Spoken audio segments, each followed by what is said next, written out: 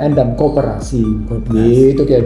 Nah, itulah karenanya tidak boleh kita meliberalkan pendidikan. Kita tidak boleh meliberalkan yang namanya kesehatan. Kita tidak boleh meliberalkan infrastruktur. Kita tidak boleh meliberalkan sumber daya. Apakah sumber daya alam atau sumber daya buatan? Gitu dong mikirnya. Jadi Anda tidak cuma sekedar bicara dalam anggaran dasar Anda tidak hanya bicara tentang kembali ke Undang-Undang 45, tapi dalam kenyataan Anda pidatokan di panggung internasional dengan meliberalkan berbagai hal. Nggak bisa dong. Nggak boleh begitu gitu. Tapi padahal dulu bapaknya termasuk yang nasionalisme atau enggak? Kalau dalam konteks Gilpin, saya kira enggak. Kalau Gilpin pendekatan sosiologinya beda loh. Gilpin pendekatan international relationship-nya itu dia masuk tetap dalam posisi liberal loh.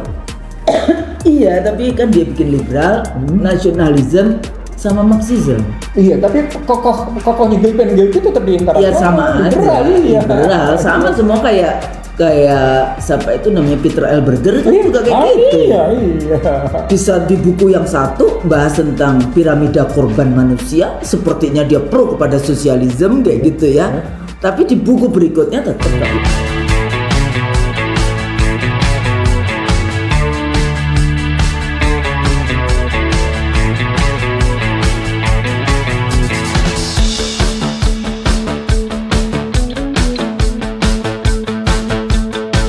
Bismillahirrahmanirrahim. Assalamualaikum warahmatullahi wabarakatuh. Waalaikumsalam warahmatullahi wabarakatuh. Kembali dalam program IC Drill Show seperti biasa, Conversation to Scholars kayak gitu ya.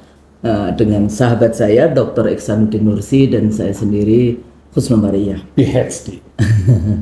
Harus saya sebut, ada yang gelar doktornya, gelar doktornya macam-macam. Anda UI, saya UI dikritik. Nah itu perlu kita tahu. Terus ada yang kemarin kasus UI juga. Iya, makanya dikritik apa nih UI ceritanya. Tapi asal tahu ya, dunia pendidikan memang rusak setelah yang nama. Dan tidak hanya cuma UI, semuanya sebetulnya kalau kita lihat mau swasta mau negeri. Nah ini tantangan bagi menteri yang baru nih. Tapi itu levelnya cuma level menteri. Ada pernah kejadian lain. Ada seseorang yang pernah berharap dapat profesor dari satu universitas di Bandung. Kita kerja terus untuk nolak dan berhasil kita tolak. Orang coba berpikir itu apa sih sebetulnya ya? Kalau Anda pelajari ada Karl Marx memangnya profesor kayak gitu ya. Para mazhab dalam Islam, pemikir-pemikir Islam besar. Emang pakai gelar empat mazhab kayak gitu kan? Ada cerita begitu. Yang penting kita punya pemikiran. Pemikirannya itu berdasarkan firman-firman Allah kayak gitu kan. Jadi bukan berdasarkan cuma akal manusia, tapi juga kita berserah diri di dalam membaca ulil albab maksudnya. Ulil albab itu maksudnya ulil albab itu.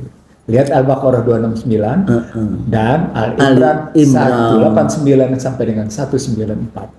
Biasanya kalau bangun tidur Rasulullah itu kalau baca 189, yang ulil albab itu sampai 200. Iya betul. Itu jihad perjuangan. Ternyata kalau dibaca seperti itu kita harus siap, ya kan, untuk mengurus negeri di pintu-pintu gerbang negeri itu. Nah, ngomongin pintu gerbang negeri nih Bang. Kita memperhatikan bahwa pimpinan kita sedang keliling, keliling ke berbagai negara, mulai dari Cina, kemudian ke Amerika, kemudian G20, kemudian ke Inggris terakhir, dan kemungkinan nanti katanya menuju ke Middle East. Nah, cuma di satu sisi memang menarik karena presidennya pergi dengan menteri luar negerinya.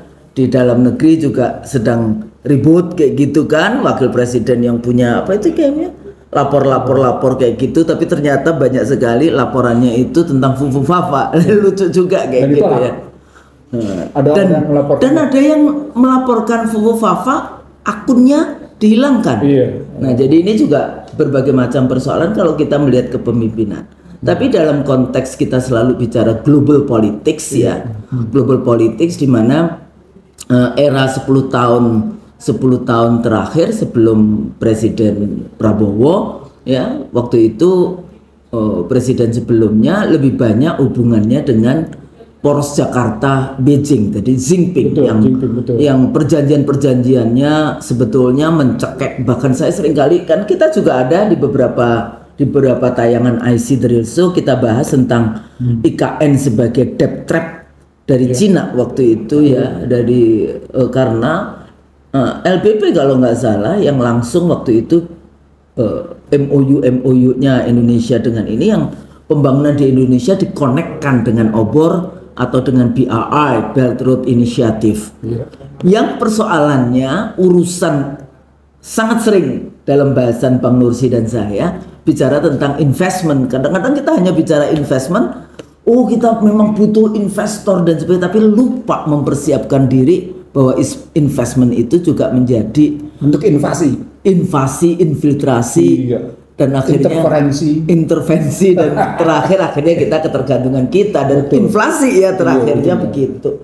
Tapi cara pandang hampir semua di dalam banyak sekali conversation, apakah itu seminar ilmiah maupun di dalam conversation intelektual, seringkali mereka itu masih yakin betul dengan kebijakan, bukan kebijakan, dengan mungkin itu teori ya, atau rumus bahwa kita membangun itu hanya bisa kalau ada investor. Nah, bahkan kalau di dalam kebijakan mindset yang salah dalam fiskal. Mindset yang salah dalam fiskal itu kata Dr. Iksanuddin Nursi ya. Nah, jadi kalau kita lihat seperti itu sampai yang sangat bukan kaget sih sebetulnya, kita tahu seringkali memang di satu sisi menarik apa yang dilakukan oleh Presiden Republik Indonesia ya, dia langsung dua-duanya, jadi poros Jakarta Beijing langsung diimbangi dengan poros Jakarta Washington. Tapi kalau kita bahas tentang substansinya, yang paling kemudian menarik ada dua hal. Pertama, kita bicara tentang janji makan gratis. Nah ya, tapi ternyata hitung-hitungannya sebetulnya kan gampang aja kalau kita bicara dengan masyarakat Indonesia. Kan dikatakan bahwa masyarakat Indonesia termasuk masyarakat yang paling dermawan. Ya, jadi ini generous. Juga generous. Juga masuk loh di dalam TV Korea kalau nggak salah waktu itu ada news yang bahas tentang itu. Nah, kenapa tidak bicara dengan rakyat Indonesia? Kenapa urusan makan siang mesti bicara dengan Jinping? Kan kayak gitu nih. Dengan Cina kayak gitu. Yang konsekuensinya bisa macam-macam kan? Bisa sampai kemudian siapa yang akan menyediakan makan siang itu kalau itu dananya dari Cina kayak gitu kan? Nah, bagaimana keamanan makanan itu? Apakah ini nanti jangan sampai menjadi kayak apa kata Bang Nursi biasanya proxy war, ya kan? Kalau kita bahas tentang proxy war, kita bahas tentang depopulasi di dalam konteks itu dan sebagainya. Paling tidak penurunan kualitas intelektual. Dan kita sudah dihina-hinakan karena Indonesia katanya termasuk yang punya IQ, rata-rata IQ-nya rendah. Ya, walaupun saya juga nggak percaya dalam konteks itu. Insya Allah kalau kita percaya pada Allah, percaya pada Rasulullah, ya kita pastilah ada kecerdasan intelektual tersendiri, kecerdasan iman tersendiri di dalam konteks itu. Nah, yang kedua, ini yang mestinya menurut saya sebelum Presiden bicara tentang penandatanganan tentang Laut Cina Selatan ya sebetulnya MOU tentang bagaimana strategi untuk kerjasama urusan laut yang bertabrakan. Tapi saya takutnya tidak cuma Laut Cina Selatan yang 9 dot itu ya, tapi bisa saja kemudian sampai kepada Alki 1, Alki 2, Alki 3 yang kayak gitu kan kekuasaan ini. Kenapa? Karena Alki 1 itu masuk dari jaringan obor. Makanya kenapa kita dikonekkan dengan obor dan sebagainya yang seperti Belt and Road Initiative. Ya. Obor atau BRI di dalam konteks itu. Nah, Bang, kita melihat bagaimana sebetulnya leadership. Mestinya kalau kemarin menandatangani yang urusan Laut Cina Selatan itu, menurut saya bicara dulu di ASEAN. Kan kayak gitu, karena ini banyak negara-negara ASEAN gitu, jangan dilangkahi juga. Ya, paling tidak pertama kali sebelum ke Cina mestinya pergi ke Malaysia kah atau ke Filipina kah yang kayak gitu kan. Malaysia, Filipina, Vietnam kayak gitu. Nggak perlu ke Singapura kayak gitu kan.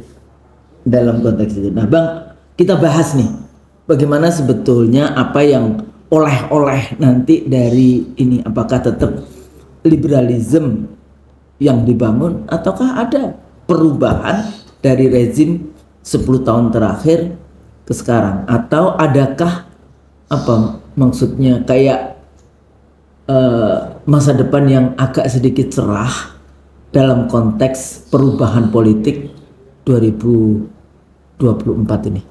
Oke. Kita mulai dulu dari posisi Indonesia di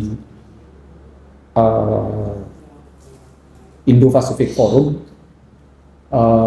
dan di posisi Undang-Undang 38 2008 tentang Asian Charter yang disebut dengan Konstitusi ASEAN.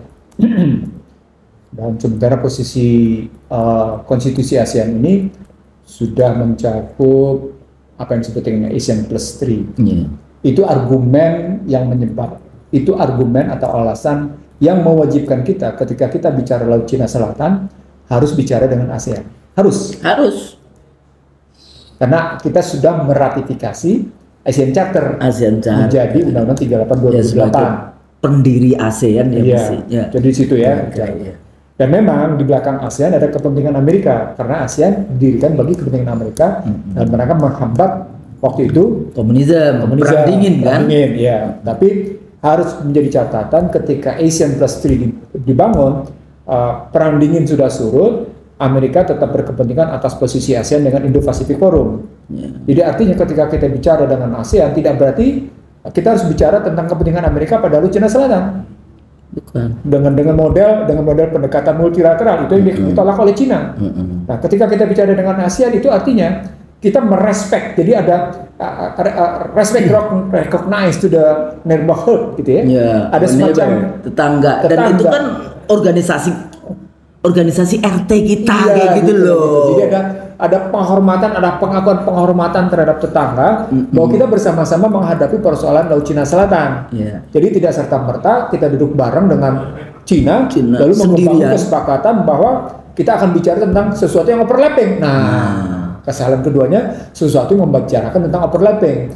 Memang ada pendapat yang menyatakan bahwa 9 dash line atau 9 garis titik-titik itu gitu ya, tidak overlapping dengan zona ekonomi eksklusif Indonesia.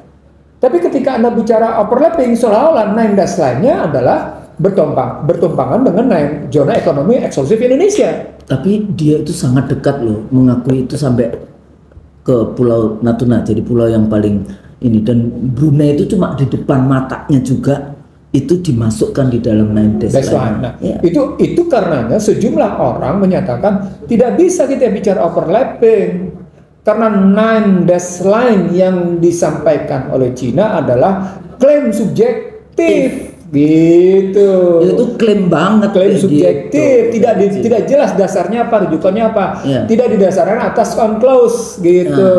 Kita sudah bahas ya. Itu kan di situ gitu ya. Itu. Jadi, nah kalau begitu ceritanya, maka problemnya adalah pengidentifikasian masalah yang datang dari Kementerian Luar Negeri, gitu. Sampai seberapa jauh Menteri Luar Negeri yang baru, gitu ya, memahami tentang situasi ini, memahami tentang 38 2008 yang relasi dengan Laut Cina Selatan, memahami 38 2008 yang kaitan dengan Indo-Pacific Forum, berkaitan dengan yang namanya AUKUS, berkaitan dengan yang namanya Indo-Pacific Economic Forum, ditambah lagi Economic Forum. Jadi melibat-libat di situ kalau khusus kita bicara di Laut Cina Selatan. Identifikasi kita adalah pertama, 9 dash line yang dibikin oleh Cina adalah klaim subjektif. Karena klaim subjektif, maka kita harus merujuk sampai seberapa jauh UNCLOS itu diaplikasikan situ. Sampai seberapa jauh? Ya. Lanjut nggak apa-apa Bang, aku mau cuma ngambil. Iya, jadi kalau kita lihat, kita ngelihat bagaimana 9 dash line itu berlangsung di Cina dengan klaim subjektifnya, maka kita tidak serta-merta harus menyatakan ada overlapping. Nah, jadi ada dua di situ masalahnya. Nah, ketika dinyatakan overlapping terus kita mau berdialog, lalu bagaimana kita berdialog kalau ternyata kita berhadapan dengan yang namanya Brunei, berhadapan dengan Vietnam, berhadapan dengan Filipina. Akhirnya kan berhadapan dengan tetangga kita. Gitu. Sementara itu, ya itu kan wilayah tetangga kita juga. Artinya kasusnya bukan kasus bilateral. tapi kasus regional. Gitu. Jadi artinya harus dilihat dalam perspektif regional. Anda boleh take a lead dalam kasus regional, boleh take a lead nggak masalah, karena memang kita negara besar. Take a leadnya oke. Tetapi take a lead itu artinya Anda bersama-sama dengan negara-negara tetangga lain. Nah itu kita ngeliatnya begitu. Gitu. Urusan tetangga ya. Iya. Ini jadi sebetulnya ya kalau kita bahas tentang urusan tetangga itu pada level individu, masyarakat, rumah, sampai pada level negara juga harus diperhatikan. Gitu, iya. Lagi metode pembicaraan struktural, metode pembicaraan parsial, kan harus dilihat begitu. Kan kalau struktural seperti apa, parsial seperti apa, diplomatiknya kayak gimana, kan gitu, konfliknya kayak apa, kan empat model. Iya, betul. Ya kan, ada 4 model kita mau bicaranya kayak gitu. Jadi itu harus dilihat kalau pakai 4 model tadi. Nah lalu itu yang kita lihat dalam konstruksi bagaimana soal Laut Cina Selatan. Yang menarik adalah oleh-oleh yang dibawa oleh Prabowo, yang didapat oleh Prabowo Subianto sebagai presiden. Dengan Cina, Prabowo mengatakan dia berhasil menggait investasi sebesar 160 triliun, gitu ya. Lalu Cina juga punya komitmen membantu pendanaan program makan bergizi gratis, gitu. MBG, makan bergizi gratis, gitu ya. Nah, dengan Amerika Serikat, nah ini menarik di sini. Kita mau bahas satu persatu atau gimana nih? Satu persatu dulu deh. 160 triliun itu sebetulnya on top of yang dulu berapa sebetulnya kita? Gini sebenarnya. Kalau ada komitmen 160 triliun, ini relasinya menjadi gimana? Kalau relasinya seperti peristiwa Joko Widodo yang lama, menurut saya yang untung banyak, dapat banyak istilah sekarang. Wow, dia dapat banyak tuh gitu ya. Cina, bukan Indonesia. Salah satu contohnya adalah bagaimana nikel, bagaimana cerita yang namanya kereta api cepat. Swap. Jadi swapnya itu, jadi misalnya kayak dulu saya pernah mengkritik Indonesia bisa mengirimkan hasil industri tekstil, tapi Amerika mengirimkan film-film blockbusternya yang itu rankingnya itu C, D sampai yang jelek-jelek. Nah, sebetulnya di satu sisi sepertinya kita secara ekonomi untung, tapi secara mindset, secara berpikir kita dimasukin nilai-nilai Hollywood dulu di zaman Soeharto dulu akhir 80-an. Jadi kalau kita lihat seperti ini, tadi sebetulnya mindset kita tentang investasi, dipikirnya kita selalu berpikir kitanya yang untung, tapi kita tidak berhati-hati. Gini cara ngelihatnya Husnu. Kalau kita berpikir tentang investasi, pada saat yang sama kita harus berpikir tentang ekspor impor dengan negara yang bersangkutan. Iya. Harus kita berpikir. Jadi kalau kita berpikir tentang mereka datang investasi, maka pertanyaan berikutnya adalah mereka akan mengambil apa? Sampai seberapa jauh mereka mendapatkan direct benefit atas investasinya. Lalu kemudian kita berhitung berikutnya adalah soal ekspor impornya. Jadi ada 2. Ada yang disebut dengan transaksi keuangan. Nah, itu bentuknya investasi, dan ada transaksi perdagangan. Jadi kita ngeliatnya 2. Tidak bisa kita melulu hanya melihat pada transaksi keuangannya saja tanpa melihat transaksi perdagangannya, atau melihat transaksi perdagangan saja tanpa melihat transaksi keuangannya. Kita udah bilang tadi, kita sudah sampaikan bahwa dalam kasus nikel itu adalah transaksi perdagangan. Itu tapi maksudnya perdagangan ya, walaupun itu eksploitasi resources. Tapi itu masuk dalam transaksi keuangan karena ada investasinya. Ada investasinya yang kemudian berdampak pada kondisi transaksi perdagangan. Nah, ngelihat 2 posisinya begitu. Begitu juga pada kereta api cepat. Ada transaksi keuangannya, ada transaksi perdagangannya. Kereta cepat datangin modal, datangin teknologi, gitu kan? Pada saat yang sama sampai SDM-nya juga. Kan di situ kelihatannya. OB-nya juga. Gitu. Nah, kemudian kita dapetin apa dari belakang itu. Nah, dengan Cina ini kita ngelihat di sini kerjasama digagas oleh Kamar Dagang dan Industri Indonesia dan ada ratusan sekarang pengusaha Cina. Itu yang saya maksud, nanti ujungnya jadi 2, transaksi keuangan dan transaksi perdagangan. Kita ngelihatnya 2 jalur itu secara makro. Nah, kalau kita ngelihatnya begitu, itu bicaranya tentang manufaktur, kesehatan, hilirisasi, ketahanan pangan dan keuangan. Nah, di situ tadi Cina akhirnya mendukung soal makanan bergizi gratis. Nah, di sini nanti menyangkut bagaimana Indonesia harus mengatasi apa yang disampaikan oleh Presiden di hadapan G20 dan di hadapan beberapa para pemimpin pemimpin negara di berbagai belahan dunia, bahwa Indonesia menghadapi persoalan vital, ini tentang 25% yang mengidap kelaparan. Ini seru tuh kan? Nah, pada konsumsi itu artinya apa? 10 tahun hasilnya adalah 25% kelaparan. 10 tahun sebelumnya. Di Presiden iya juga menjadi Menteri Pertahanan. Pertahanan tidak hanya cuma sekedar pertahanan militer, tapi pertahanan dari kondisi anak bangsa. Gitu. Jadi ya dulu kan ada proyek Bang. Food estate ya. Food estate Singkong. Iya, gitu ya. Tetapi masih lapar juga. Masih lapar. Berapa? 20 juta ya? 25 juta. 25 juta. Dan itu di situ ini begitu. Nah, sementara dengan Amerika, ini menarik nih. Dengan Amerika dibangun komitmen soal dukungan ketahanan pangan. Saya heran,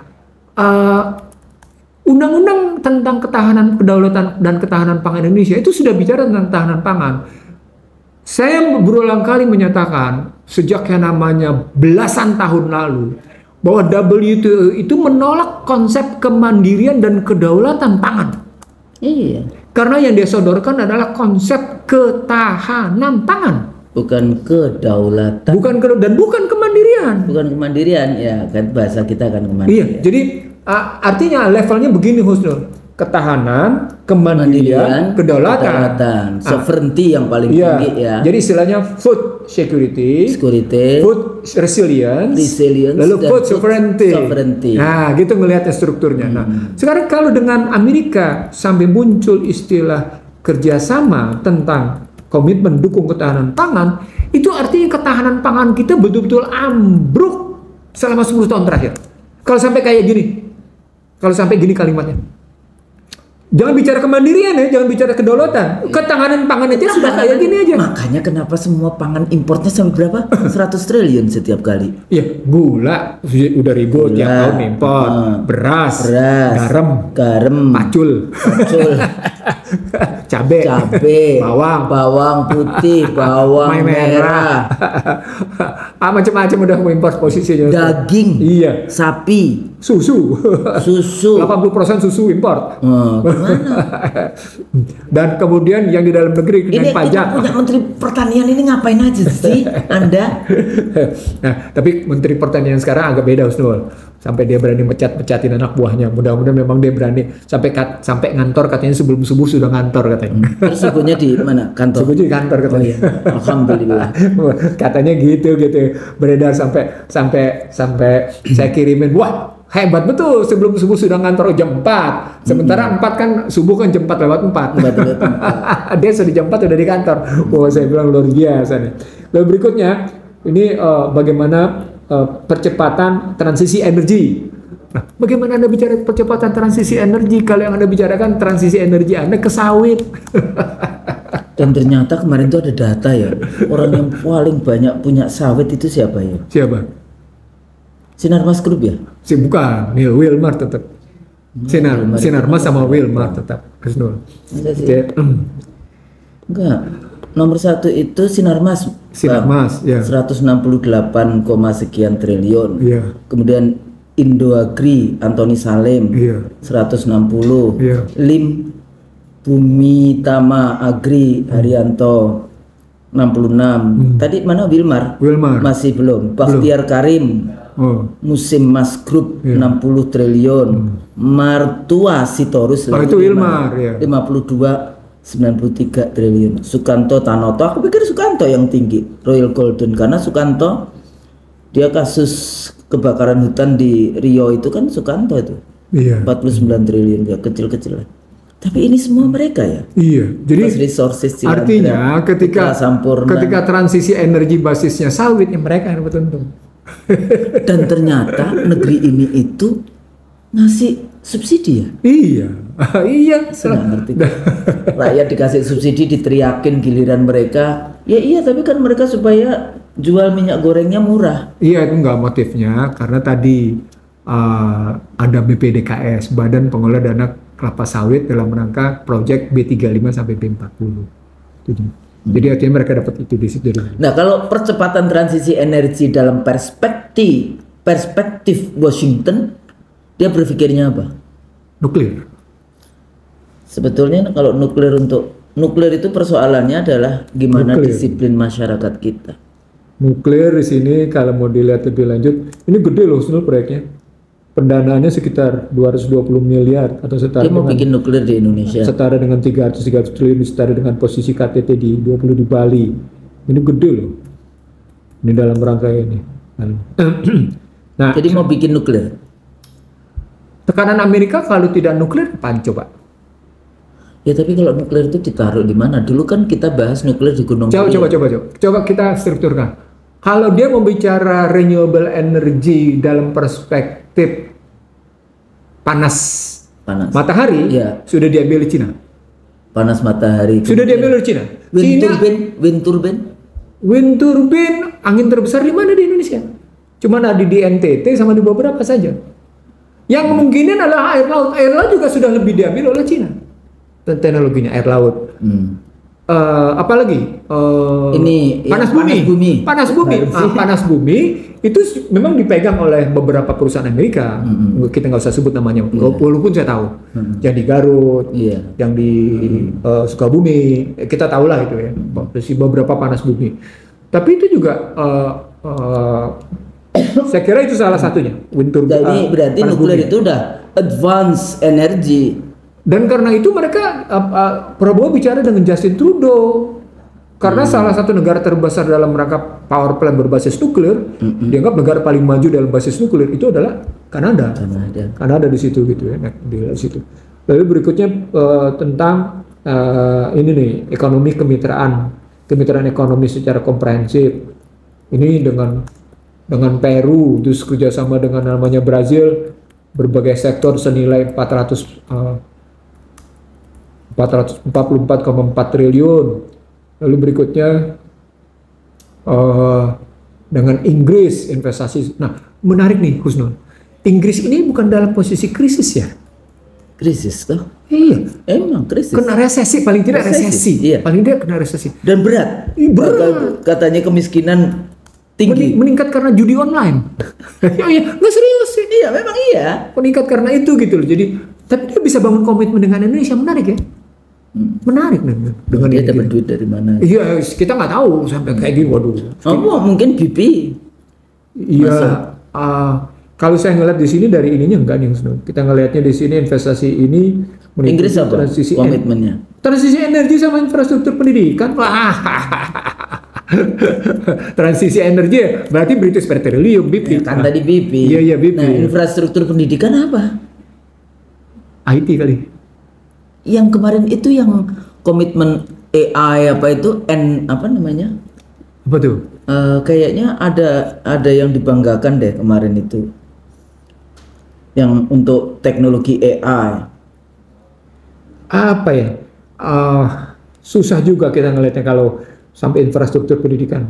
Dengan Brazil juga nih, dengan Brazil 44,4 triliun. Brazil hebat no? Iya, dengan Inggris 135,5 triliun. Nvidia itu Amerika. Nvidia to develop Amerika. Industri in Indonesia. Nvidia itu memang Amerika. Dan itu salah satu perusahaan IT terbesar di Amerika yang duduk bersanding dengan yang namanya Elon Musk di Starlink. Tapi kan persoalannya kadang-kadang ya kita tidak mengajak bicara dengan expert domestik kayak gitu kan. Jadi sebetulnya apa yang mau diselesaikan, masalahnya apa dengan model Nvidia itu kayak gitu kan. Jadi poinnya adalah soal ini loh, kalau tiba-tiba ada perencanaan dengan luar negeri kayak gitu, sesungguhnya master plan-nya apa sih? Gitu. Jadi ini salah satu contoh Bang, kalau di Australia itu semua kebijakan politik luar negerinya itu kan bipartisan. Jadi mau partai buruh maupun koalisi liberal nasional. Dan mereka itu sangat rigid gitu loh di dalam konteks itu. Misalnya bagaimana kita membangun hubungan Australia-Indonesia.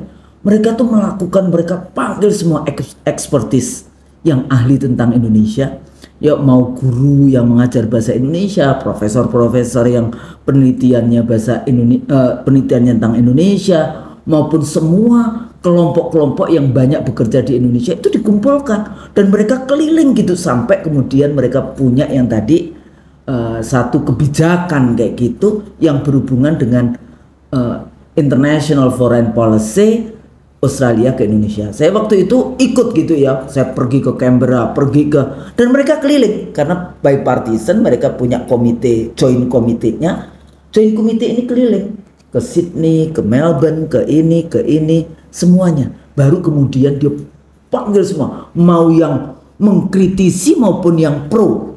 Nah, baru kemudian mereka merumuskan bagaimana kebijakan luar negeri. Itu yang disebut dengan knowledge based foreign policy. Itulah. Knowledge based public policy dan data bahasanya Bang Nursi? Data akurat dan data aktual. Data akurat. Nanti bisa dilihat ya teman-teman ya. Tapi kayaknya ini merasa paling tahu padahal baru masuk kayak gitu kan. Mestinya baru masuk jangan bikin komitmen keluar dulu. Betul. Kalau kulon-won boleh kayak gitu. Artinya bikin dulu peta masalahnya. Rumuskan dulu yang namanya masalahnya kayak apa. Lalu dan prioritas bagi rezim baru kayak gitu kan. Nah, karena kalau sudah gini Husnul, satu kebijakan tanpa data aktual dan akurat pasti salah ujungnya. Tanpa data yang akurat dan aktual pasti salah dia. Walaupun dia sudah mungkin punya visi misi benar, tapi ketika pengambilan kebijakan yang tidak berbasis data akurat dan aktual, tidak didasarkan atas knowledge based public policy, knowledge based foreign policy namanya, gitu ya, pasti salah. Jadi tidak didasarkan. Tapi kadang-kadang mereka ya, teman-teman kita yang di Deplu itu merasa paling pinter sih. Kadang-kadang susah bicara dengan itu. Kenapa harus bisa begitu? Ya, saya dulu kan sering juga ngajar yang untuk Sesdilu ya? Sespim. Sesdilu. Enggak, Sespim, ya. Tapi yang juga dibuat oleh? Enggak, yang tetap dibuat oleh LAN, tapi khusus orang-orang dari Deplu. Itu namanya Sesdilu, Sekolah Pendidikan Luar Negeri. Itu namanya. Karena Anda dosen di situ, saya juga dosen di situ. Ngajarnya itu kadang-kadang kalau kita terangkan halo. Ngajarnya di Sisingamangaraja. Iya, di Sisingamangaraja. Iya. Waktu itu saya kritik, mestinya Anda dicampur aja ke Ben Hill supaya juga mengenal dari Sespim dari daerah-daerah yang lain. Saya nggak gitu ngeritiknya. Saya ngeritiknya bagaimana saya ambil national security strategic, saya ngambil national defense strategic, baru kemudian aplikasi, lalu kemudian bagaimana pertarungan diplomasi dengan 3 pendekatan tadi, pendekatan struktural, pendekatan spasial, pendekatan pro konflik, pendekatan itu tadi diplomasi, itu kan beda-beda itu pendekatan gitu. Harus gitu. Diplomasi itu. Ya nggak tahu dulu padahal awal-awal kemerdekaan kan tokoh-tokoh kita kan jago diplomasi. Jago-jago. Agus Salim, siapa aja itu. Bahkan Tan Malaka. Tan Malaka. Natsir pun juga. Iya. Luar biasa kan, selain Soekarno sendiri ya. Jangan sampai dihilangkan. Bang, selain tadi itu yang balik lagi sedikit ya. Sebetulnya saya masih tergelitik yang bicara tentang Laut Cina Selatan. Sebenarnya ini ada rangkaiannya dengan Selat Malaka, choke points yang terbesar untuk perdagangan, terus kemudian itu Cina kan pengguna terbanyaknya kan Cina, jadi itu ada hubungannya nggak? Ada keinginan mengurangi penggunaan Selat Malaka, sama seperti keinginan. Nah, ini menarik nih, pertanyaan saya jawab begini. Ketika terjadi pertemuan di Peru kemarin, antara Peru dan Cina menandatangani kerjasama yang luar biasa dan sudah jadi mereka bangun pelabuhan. Nah, penggunaan pelabuhan itu akan meminimalkan lintas terusan Suez. Nah, penggunaan terusan Suez berdampak pada posisi hematnya pelayaran. Biaya pelayaran hemat sekitar 15-20 hari gitu ya. Nah, kemudian dibikinlah oleh yang namanya Cina dengan yang namanya Peru. Ini berarti hubungan Cina dengan Amerika Latin menjadi luas, maka terburu-buru Brazil ikut di dalamnya. Terburu-buru yang namanya Meksiko ikut di dalamnya. Nah, dari situ kelihatan bahwa dalam konstruksi Amerika Latin dengan Cina tidak lagi perlu melalui Amerika Serikat. Gitu, tidak perlu melalui Amerika Serikat. Tapi langsung sejarahnya dulu juga enggak loh. Enggak. Yang dulu-dulu itu kalau kita lihat global perdagangan pelayaran yang kayak gitu, itu yang namanya Amerika Latin itu langsung. Iya, sekarang tapi kan belum ada fasilitasnya. Ini sekarang fasilitasnya dibangun sedemikian rupa, gitu ya, sehingga konstruksi ini bisa langsung bongkar muat yang antara Cina dengan Amerika Latin dengan pusatnya ada di Peru. Nah, itu sama dengan upaya Cina mengurangi pendayagunaan Selat Malaka yang asal muasalnya mau dibangun selat keras di Thailand yang hingga sekarang belum jadi. Lalu mereka melihat penting menggunakan Laut Cina Selatan. Dengan begitu mereka tetap aman. Kenapa mereka menghindari Selat Malaka? Karena mereka tahu Selat Malaka dikuasai oleh Amerika. Walaupun penguasa sebenarnya seharusnya Singapura yang paling banyak. Itu remote kontrolnya. Iya. Remote kontrolnya. Tapi waktu itu juga ada keinginan mereka untuk bikin untuk energi dari Timur Tengah itu untuk bikin lewat Afghanistan. Tapi secara keamanan itu jauh lebih aman lewat Selat Malaka dibandingkan. Enggak, mereka udah bangun jalur pipa lewat Laos. Pipa-pipa. Lewat Laos. Jadi ketika terjadi pergeseran dari Seven Sister ke Four Sister, itu salah satu transaksi Iran dengan Cina, itu bagaimana ngebangun jalur pipa dari Laos, dari Vietnam ke hubungan itu. Itu sudah terjadi. Termasuk Rohingya. Ya, itu wilayah Rohingya. Iya. Itu sudah terjadi pembahasan dari 2004 sampai dengan 2008 misalnya, pembicaraan pipanisasi itu gitu. Sama seperti pipanisasi gas dari Rusia ke negara-negara Eropa yang akhirnya karena perang diputus perang gitu, dihentikan gitu. Dihentikan. Nah, balik lagi ke tadi G20, bagaimana G20? Nah, kalau ceritanya begitu dengan baliknya G20 dengan soal komitmen pembangunan transisi energi, saya mikirnya begini. Pada pertemuan di Azerbaijan tentang COP29, itu kan sesungguhnya pertemuan yang frustrasi. Kenapa? Karena pergeseran dari Biden ke Trump itu pergeseran di mana Amerika akan mengambil menarik diri dari Paris, kesepakatan Paris Accord gitu ya. Seperti pada periode yang pertama, sehingga proyek-proyek global climate change akan terganggu. Climate change ini akan terganggu. Nah, karenanya pertemuan Azerbaijan dianggap pertemuan yang harus disesuaikan dengan kemana arah gerakan Amerika, Trump. Yang terbaru. Baku. Yang kemarin di Baku. Yang baru kemarin. Iya. Saya ketemu beberapa anggota dewan. Nah, saya tahu di situ yang hadir kan Hasim Johari Kusumo sebagai utusan presiden bersama beberapa menteri gitu.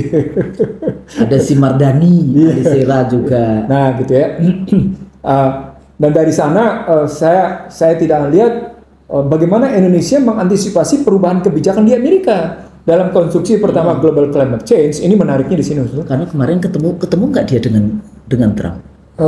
Saya nggak tahu dia ketemu dengan Trump apa nggak. Tapi yang pasti dia ketemu dengan Biden. Iya, Biden pasti. Tapi kan Biden sebentar lagi selesai kayak gitu loh maksudnya.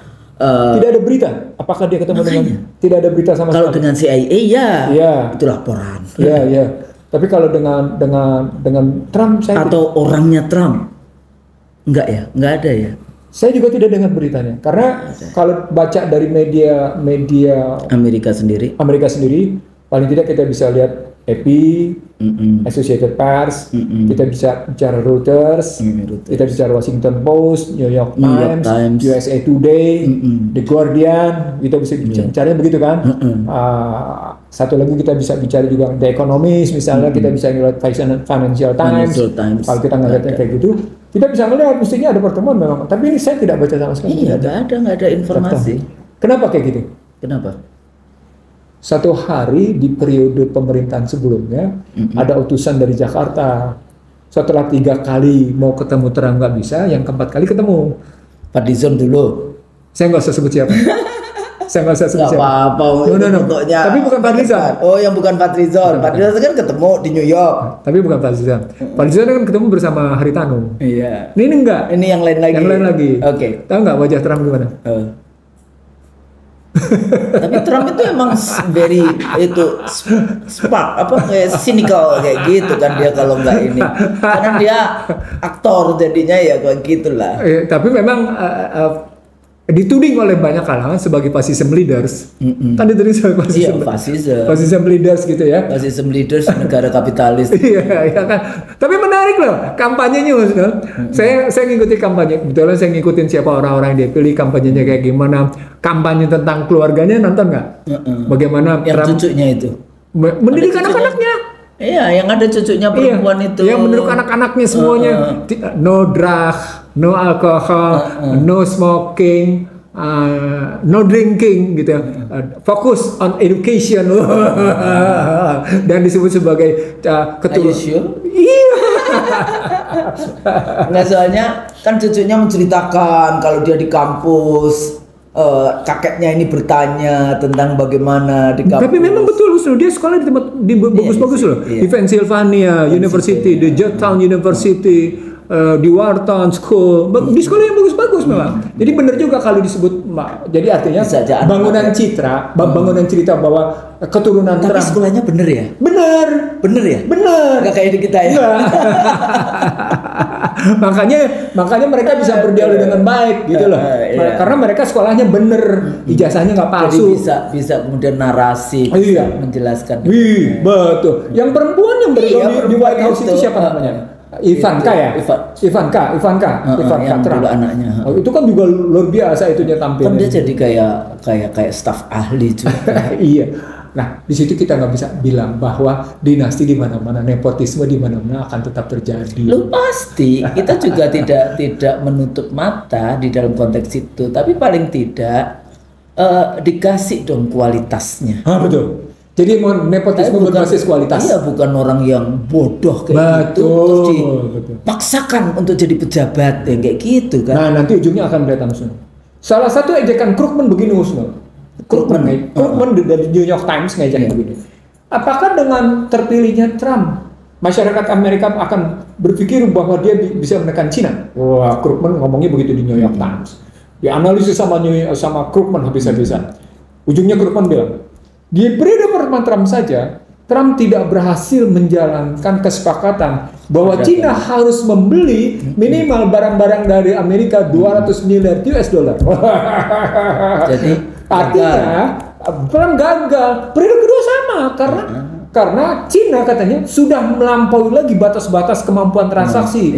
Contohnya ketika ditekan dari aspek semikonduktor yang disebut dengan Chip Act gitu ya, di mana Taiwan, Korea Selatan, Amerika sendiri, satu lagi negara apa yang dilarang mengekspor semikonduktor ke Cina. Cina tetap legit, Cina tetap berbuat. Apa artinya?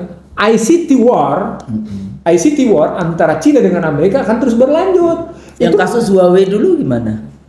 Menang Cina. Cina menang. Sabrina Meng-nya disambut sebagai pahlawan kok gimana?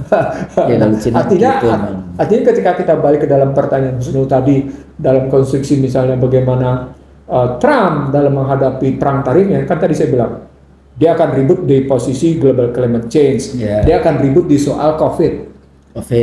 Karena dia termasuk orang yang skeptis kalau pakai bahasa. Dia di sana skeptis. Tapi media lain menyebutnya sebagai anti. Jadi tadi kalau kita skeptis apa anti? Bisa anti sebetulnya. Jadi skeptis One Health policy yang selalu dibilang itu. Jadi skeptis terus soal climate change Trump akan mengganggu karena biasanya climate change itu dari biasanya ngomong ham-ham itu dari Partai Demokrat. Husnul, beyond the global climate change apa tau nggak? Apa? Anda bernafas disuruh bayar. Terus ditambah juga kemudian itu tadi One Health policy kan, dia bisa menciptakan. Anda bernafas. Jadi kan seluruhnya suruh bayar nih, hidup dengan basis pajak segala macam gitu. Sudahlah, Anda nafas aja bayar, kentut aja yang nggak bayar. Nafas bayar. Energi. Jadi global climate change itu pada hakikatnya adalah nafas aja disuruh bayar. Gitu poin itu ya. Global climate change, perang tarif, perang ICT, NATO. Ini yang harus dihitung. Dan NATO masih ingat dulu pertama yang namanya perang Ukraina di IC The Real Show, Ukraina Rusia di IC The Real Show kita sudah bilang ini bukan kalau ini bukan Ukraina tapi NATO. Sekarang baru ngomong sadar. I think we already talking 2 years ago kayak gitu kan. Di awal-awal perang Ukraina kan kita sudah ngomong ini NATO. Iya, cuman yang ngomong kan IC The Real Show, bukan yang namanya Jeffrey Sah. Iya. Itu yang diundang ke Hambalang itu. Iya. Jadi wajar aja kalau kayak gitu sih. Kita sudah dalam konteks bismillah lah yang namanya analisis domestik maupun global. Insya Allah mata kita itu masih tetap tajam di dalam konteks itu. Apalagi kalau bilang bicara tentang national interest. Balik lagi ke Amerika dengan model Trump yang dia selalu bicara dengan American first. Ini balik lagi kan. MAGA. Make America Great Again. Make American Great. American Dan first. Kemenangan dia mau nggak mau memang kasus Gaza ya, kayak si Kamala Harris ini juga dia harus bicara tentang membela Zionis Israel di dalam konteks. Kemarin waktu Dewan Keamanan PBB bicara soal gencatan senjata, dari 15 negara cuma satu-satunya negara yang memveto Amerika veto lagi. Kayaknya harus dibubarin itu veto-veto itu. Jadi veto Amerika 14-1 veto lagi. Iya, jadi kan kelihatan di situ siapa Amerika. Karena memang Trump sendiri menyatakan pada Benjamin Netanyahu, do what you want to do. Sedap kan? Artinya dia ngedukung, jadi seperti pernyataan Biden. Kami akan bersama Israel. Makanya sebetulnya orang-orang Muslim Amerika yang pro kepada Israel atau yang non Muslim juga kemarin itu sebenarnya pemilu kemarin itu mereka itu susah itu pilihannya. Ya, terakhir yang saya baca Muslim Amerika yang mendukung Trump akhirnya menyesal. Ya. Gitu loh. Selalu begitu. Bukannya sama di Indonesia juga begitu. Iya sama begitu. Nah sekarang dari seluruh kepemimpinan kayak gitu, dari perjalanan Prabowo selama dia dilantik dengan pidato-pidatonya. Pidatonya sih selalu paling tidak Bang. Kalau pidato ya kita banggalah kalau ngomongin pidato, tapi substansi dan sebagainya ini kan sekarang bisa ngomong langsung pakai bahasa Inggris dibandingkan presiden sebelumnya. Saya pernah bilang sama Husnul, language competency not same as intellectual capacity. Lah harusnya kan gitu loh. Harusnya kan paling tidak dia bisa komunikasi, tapi kemampuan intelektual, kemampuan EQ sama IQ berbeda. Jadi karena saya bilang kapasitas berbahasa tidak sama dengan kapasitas intelektual, maka sesungguhnya kapasitas berbahasa belum tentu menunjukkan kompetensi. Iya, betul. Tapi kan yang saya tadi orasinya. Oh iya, makanya. Nah, sebenarnya ketika orasinya tadi didasarkan atas database yang benar, nah balik lagi kan, satu orasi yang didasarkan. Jadi gini, saya ingat betul, misalnya begini. Ketika terjadi pertarungan debat antara Obama sama Biden, semua angka yang dimunculkan oleh ini ketika 2020 ya, bukan 2024. Yeah. Ketika Obama debat ketika Biden debat habis-habisan dengan yang namanya Trump, semua ungkapan angka-angka oleh Trump itu konfirmasi. Trump salah di sini, benar di sini, Biden salah di sini, benar. Jadi datanya itu luar biasa. Yang menarik di 2024 gitu ya, pernyataan Trump tentang imigran itu cuma mengundang pertanyaan bagaimana dampak ekonominya. Tidak, kan mereka tidak punya data yang konkret berapa sebenarnya jumlah imigran legal dan ilegal. Mereka nggak punya data loh, tidak ada kejelasan data gitu posisi itu. Padahal imigrasinya mereka kan super ketat, karena itu yang ilegal. Border, jadi ada Meksiko, iya Meksiko, Kanada itu mereka masuknya lewat situ gitu ya. Dan itu menarik. Jadi dalam perdebatan di November 2024 kemarin, saya menyaksikan tidak ada perdebatan tentang angka-angka. Kenapa? Ada sedikit nggak banyak. Yang ada cuma persoalan ekonomi Amerika ambruk gitu. Inflasi tinggi, posisi gitu. Homelessness tinggi, ya posisinya begitu ngeliatnya ya. Fentanyl tinggi, wah sampai kayak gitu angka-angkanya gitu ya. Mortgage tinggi, sampai kayak gitu. Dan ternyata pada saat yang sama mendukung Ukraina dan mendukung Israel, sampai itu mengakibatkan biaya. Itu perdebatan angka-angka gitu terjadi di situ gitu. Tapi yang menarik menurut saya dalam kerangka itu, mereka tetap berani menggunakan data-data aktual dan akurat untuk membicarakan tentang kebijakan. Di kita nggak ada. Ada, tetapi tidak kejelasan tentang apakah datanya akurat. Dari mana Prabowo bisa menyatakan bahwa yang lapar itu 25%? Dari mana angkanya? 25 juta. 25 juta. Bagaimana angkanya 25 juta? 25 juta itu diambil dari mana? Dari 8,7% kemiskinan. 8,7 kemiskinan berarti kan kita berikan 9 ya. 9 kali 282 juta. Dia mau ngambil dari angka situ sehingga melahirkan angka yang namanya 25 juta.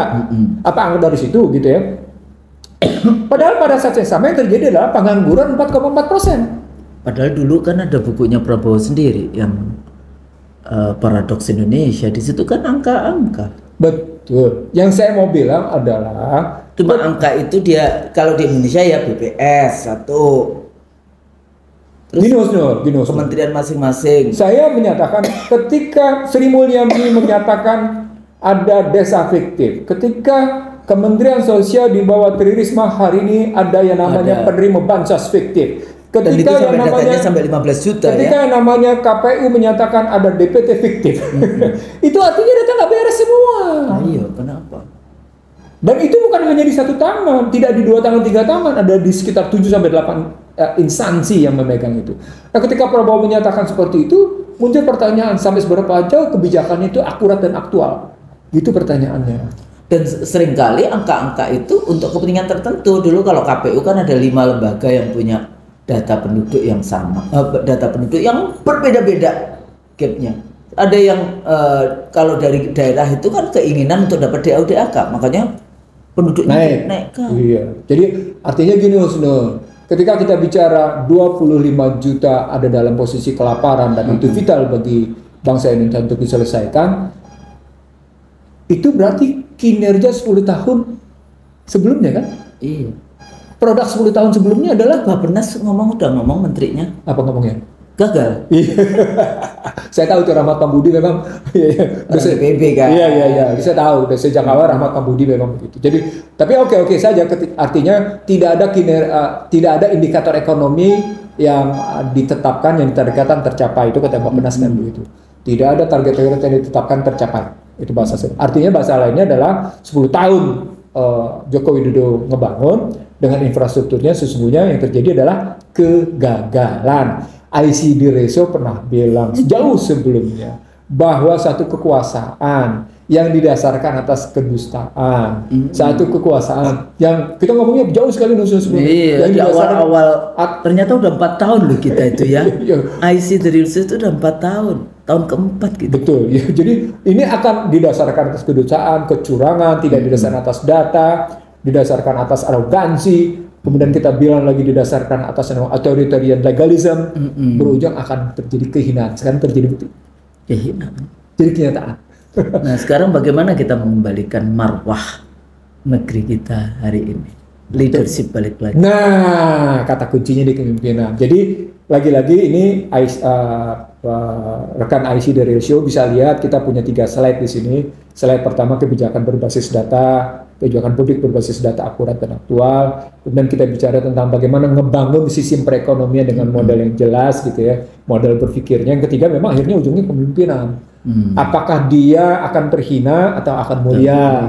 Apakah dia akan menjadi beban atau dia akan menjadi kekayaan? Nah, kalau model yang kemarin dibangun dengan model yang kemarin dibangun, jelas hasilnya adalah terhina.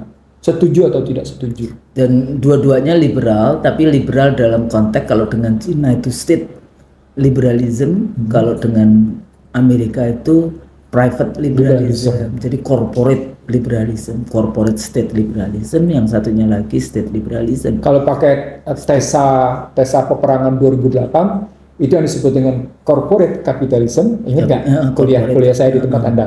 Corporate capitalism melawan state capitalism. Nah, state capitalism itu adalah BUMN. Corporate capitalism itu adalah korporasi. Dan bahkan yang sekarang jadi rame dengan kawan kita Said Didu, Big 2, bagaimana dengan mudahnya yang namanya kebijakan negara semuanya dimasukkan di dalam PSN, program strategik nasional. Walaupun itu bukan proyek atau program, proyek strategis nasional. Tapi urusannya kok proyek strategis nasional, tapi yang berkuasa korporasi. Nah, yang kayak gitu-gitu ini kan harus mendapatkan perhatian ya. Undang-undang dasar kita ini sudah di apa? Pengertian strategisnya salah. Sebenarnya segala sesuatu yang strategis tidak bisa diserahkan ke korporasi. Nggak bisa diserahkan. Ya, strategis itu harus negara full. Kemudian ada quasi. Ada yang kemudian private. Kita juga tidak anti private, enggak. Salah kalau kita anti private kita salah. Nggak bisa kan. Negara juga tidak mampu menyelenggarakan semua. Kita tidak berada di ruang hampa istilahnya. Ya begitu. Kita ada di ruang yang penuh dengan kenyataan. Karena itu kita tidak menolak korporasi. Tetapi mari kita proporsikan antara kekuatan korporasi, BUMN dan koperasi. Gitu kan. Nah, itulah karenanya tidak boleh kita meliberalkan pendidikan. Kita tidak boleh meliberalkan yang namanya kesehatan. Kita tidak boleh meliberalkan infrastruktur. Kita tidak boleh meliberalkan sumber daya. Apakah sumber daya alam atau sumber daya buatan? Gitu dong mikirnya. Jadi Anda tidak cuma sekedar bicara dalam anggaran dasar Anda. Anda tidak hanya bicara tentang kembali ke Unes 45, tapi dalam kenyataan Anda pidatokan di panggung internasional dengan meliberalkan berbagai hal. Nggak bisa dong. Nggak boleh begitu gitu. Tapi padahal dulu bapaknya termasuk yang nasionalisme atau enggak? Kalau dari konteks Gilpin, saya kira enggak. Kalau Gilpin pendekatan sosiologinya beda loh. Gilpin pendekatan international relationship-nya itu dia masuk tetap dalam posisi liberal loh. Iya, tapi kan dia bikin liberal, nasionalisme sama Marxisme. Iya, tapi kokohnya Gilpin tetap di internasional. Iya sama liberal, aja. Liberal sama semua kayak siapa itu namanya Peter L. Berger kan juga kayak gitu. Iya. Di buku yang satu bahas tentang piramida korban manusia, sepertinya dia pro kepada sosialisme kayak gitu ya. Tapi di buku berikutnya tetap kapitalisme. Enggak, itu preference. Gitu. Terus jadi gimana nih Bang? Jadi apa nih yang kita lihat dari kita kembalikan itu, ingatkan gitu ya. Kita ingatkan bahwa kepemimpinan itu bisa terhina, bisa juga mulia. Kepemimpinan itu bisa juga menjadi beban, bisa juga jadi kekayaan. Nah, kalau Anda di pundak Anda diletakkan harapan yang berisi dari amanah konstitusi, maka Anda harusnya menjadi kepemimpinan yang punya kekayaan, yang menghasilkan kekayaan. Bukan kepemimpinan yang akan menghasilkan beban. Nah, kita sudah sadari 10 tahun terakhir ini adalah kepemimpinan yang menghasilkan beban. Paling tidak ada 2 indikatornya. Beban utang dan jatuhnya nilai tukar. Nah, itu 2 kelihatan. Dulu bilangnya 10.000 kan. Ah, itu Anthony Prasentono. Kayak gitu. Ya, itu Tony Prasentono, bukan Anthony. Tony Prasentono almarhum UGM yang kemudian saya hajar habis itu posisinya. Nah, sekarang kita lihat 2 hal ini saja sudah indikator. Lalu kemudian Anda malah memajaki, di situ masalah. Di 2025 ini Anda memajaki, itu masalah. Jadi ini malah kelihatan bahwa Anda sesungguhnya Anda dalam kebingungan mengatasi beban bayar pajaknya. Sudah ada, geser aja beban itu ke rakyat. Yang akhirnya berujung pada posisi kaya makin kaya, yang miskin. Itu yang saya sebut sebagai pemiskinan struktural. Bang. Tapi tim-tim ekonomi itu kan juga teman-teman kita dari UI. Tapi UI kan memang dari dulu ideologinya liberal ya. Iya. Setuju atau tidak setuju? UI neoliberal. Setuju tidak setuju? Jadi apalagi masuk di situ nama-nama yang orang-orang memang pekerjaannya meliberalkan perekonomian. Mari LK Pangestu, Purnomo Yusgiantoro, Hatib Basri, Simulyani, dan beberapa tokoh lainnya, biarnya kebijakannya akan tetap meliberalkan. Oh, jelas. Dan mereka itu sangat yakin, seyakin-yakinnya kan dengan liberalisme, neoliberalisme itu, dengan privatization, dengan yang ke arah sana. Pakai istilah sekret atau nggak istilahnya? Apa? Marketer fundamentalism. Marketer fundamentalism. Jadi dia adalah fundamentalis pasar yang selalu teorinya dikatakan bahwa market dia organize themselves. Market itu akan mengatur dirinya sendiri. Self recovery. Ya, tapi kalau market mengatur sendiri, yang kaya tetap kaya, yang dia akan bicara keuntungan terus kan. Dan terbukti yang namanya self regulation pada market itu menghasilkan yang namanya ketimpangan. Ketimpangan makin tinggi, yang makin terbukti lagi tidak ada etika. Tidak ada etika. Karena apa? Etika bisa dibeli. Itu ya salah satu kenapa belajar ke, saya nggak tahu kan, semua partai kan dikirimnya ke Cina. Iya. Padahal di Cina nggak ada partai, adanya partai komunis saja, gitu kan. Tapi dengan materialisme, pembangunan sukses dan sebagainya. Tapi yang tadi statement Bang Nursi yang terakhir itu tadi, apa? Etika. Tanpa etika. Ya, jadi kadang-kadang berbisnisnya itu ya dengan suap menyuap dan sebagainya, belajar nyuap dari mereka. Bank Dunia sendiri teriak ethic in action pada 2015, tapi Bank Dunia sendiri tidak sadar bahwa yang dilakukan sama cara-caranya, sama aja mereka. Ya, karena dia juga keinginannya kan New World Order. Iya. Sebetulnya kan New World Order itu ya dunia satu yang porosnya Washington dan sekutunya, gitu kan. Betul. Nah, sementara kalau ada Islam dia selalu mengatakan, sebetulnya ketakutannya karena Islam itu lebih kokoh di dalam fondasi kalau kita bicara tentang pan-Islamism. Ya, karena itu ketika kita bicara tentang kepemimpinan, dia harusnya menganut 3 hal. Yang pertama, melindungi rakyatnya atau pengikutnya. Yang kedua, mencerdaskan dan menyejahterakan. Yang kedua. Yang ketiga, membangun keyakinan kepada pengikut atau rakyatnya bahwa tujuan kita, bahwa perjalanan ke depan adalah benar. Nah ini ketika di dalam perjalanan ke depan ini benar, berarti buku petunjuknya kan? Buku petunjuknya apaan? Nah, kalau buku petunjuknya realita, tersesat nggak? Ya tersesat.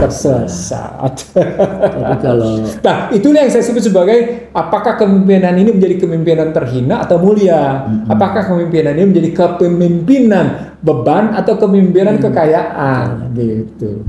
Ini tesis kita sudah 4 tahun lalu nih usul kayak gini. Sebetulnya kita cuma menjelaskan tesis yang sama dengan data yang diperbaiki. Betul. Kan itu kan diupdate, dimutakhirkan di dalam konteks itu. Sebenarnya kita sudah bahas sejak 4 tahun yang lalu, gitu kan, dan terus menerus karena sebetulnya di dalam konteks kehidupan politikal ekonomi ya yang seperti ini ya itu kayak gitu, akar masalahnya ya di situ gitu. Cuma yang berkembang pada strategi dan fungsi action baru, kebijakan baru, tapi dia berada di dalam pigeonhole yang mana? Betul, gitu. Betul sekali itu begitu. Nah itu pengamatan struktural itu namanya. Pengamatan struktural. Saya pikir itu Bang ya. Masih ada lagi nggak? Masih nanti setelah itu. Masih ada lagi. Jadi demikian pemirsa IC The Real Show, mudah-mudahan apa yang kita percakapkan hari ini ada gunanya dan mudah-mudahan juga pemimpin karena baru beberapa hari memimpin supaya cepat mengambil jadi quick response di dalam konteks itu supaya ini persis 1 bulan hari ini. Iya tanggal 20 ya? Iya 20 kemarin jadi persis kemarin. Ya. 1 bulan setelah dilantik dan keliling di 18 negara ya. Di nggak tahu berapa negara pemimpin kita, tapi kalau dari pidato-pidatonya jangan dilihat cuma sekedar orasinya, tapi apa substansinya, apakah akan membawa melindungi segenap tumpah darah Indonesia, mensejahterakan rakyat Indonesia dan mencerdaskan rakyat Indonesia, atau tetap sebetulnya percaya dengan buku petunjuknya dan buku petunjuknya itu konstitusi yang benar, bukan konstitusi yang salah. Iya, konstitusi paling tidak pembukaan Undang-Undang Dasar 45. Saya pikir itu mudah-mudahan berguna. Kalau salah kami mohon maaf. Assalamualaikum warahmatullahi wabarakatuh. Waalaikumsalam warahmatullahi wabarakatuh.